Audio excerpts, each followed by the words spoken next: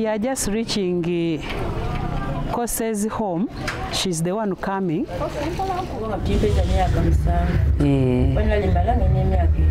Okay.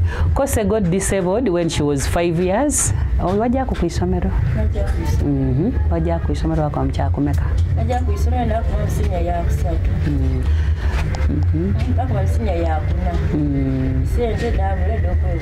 Okay. Kose is telling us that with her disability, the parents struggled until she reached S4. But after that, the parents could not afford to support her. Now, Kose has one child who is around 6 years old, but the father had another family.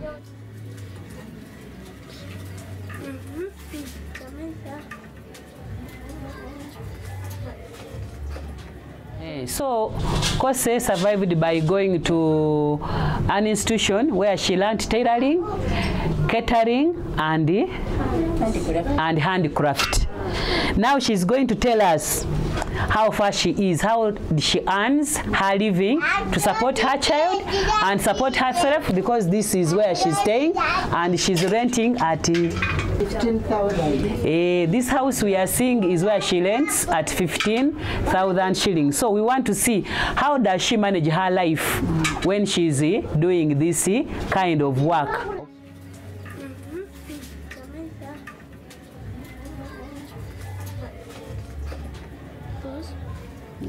These materials, a sack costs 120,000. When she tears and prepares this material for sewing them, or for making them, she gets around 60 of these. This craft work is like a basket, but they are used for catching fish. Being disabled is not inability, so she's trying to earn a living because nobody will be giving her any coin.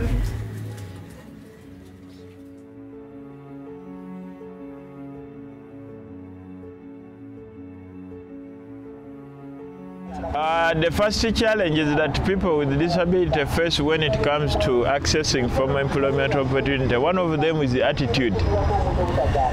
To them here, I'm a person with a disability, and you will not tell people that my disability is my words or my information I'm sharing here is full of cerebral palsy.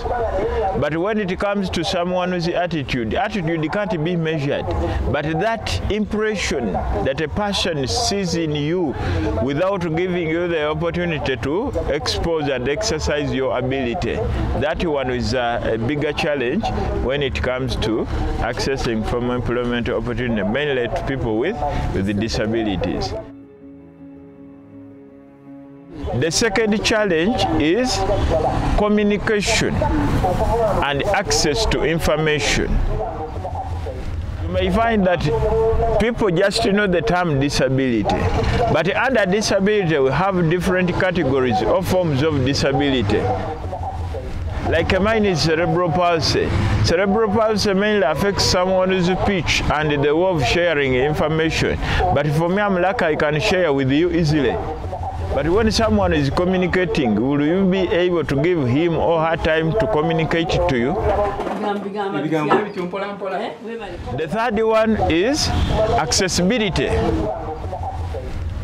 You will find that mainly in the developing world, people set up buildings which are not accessible.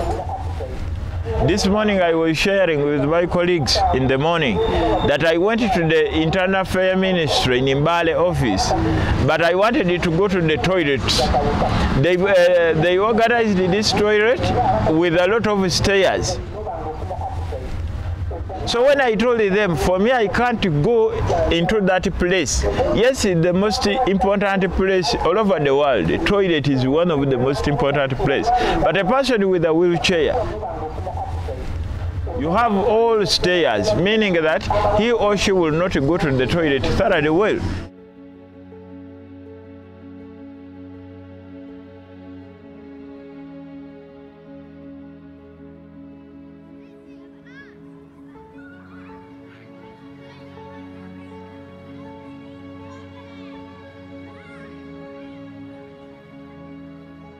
When they upgrade to P4, we begin training them to use the Braille machines. Yeah, so, but as I've said, they are not enough. You find that at one time a child may be there without writing because he's waiting for another one to complete. We have enough teachers, but all the teachers are not on payroll. Yeah. We have only 2 who are on payroll. We have 6 teachers, but only 2 are paid by the government. We are trying to lobby the government so that they can also put the other teachers on payroll.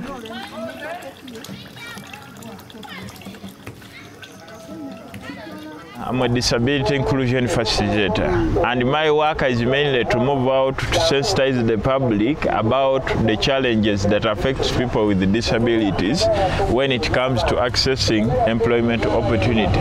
One of them is low self-esteem and confidence among them. The impression only can make this person to develop low self-esteem and confidence.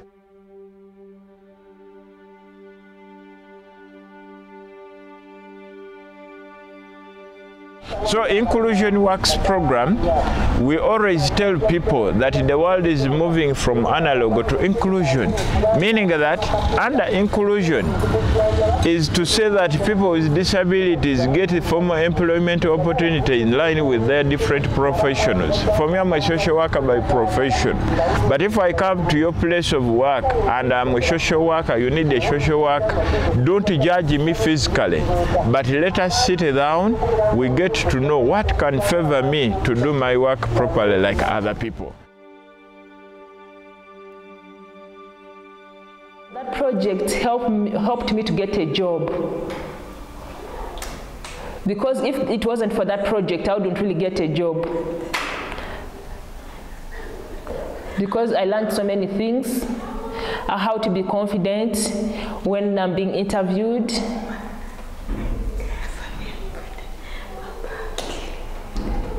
In that project, I got so many skills. And that was how I got the job I'm doing. Thank you so much for that project. I got a lot of skills from that project.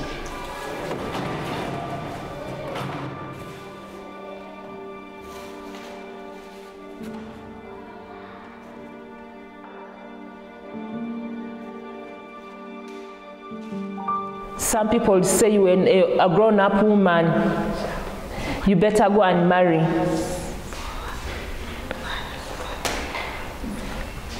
Parents are getting money from their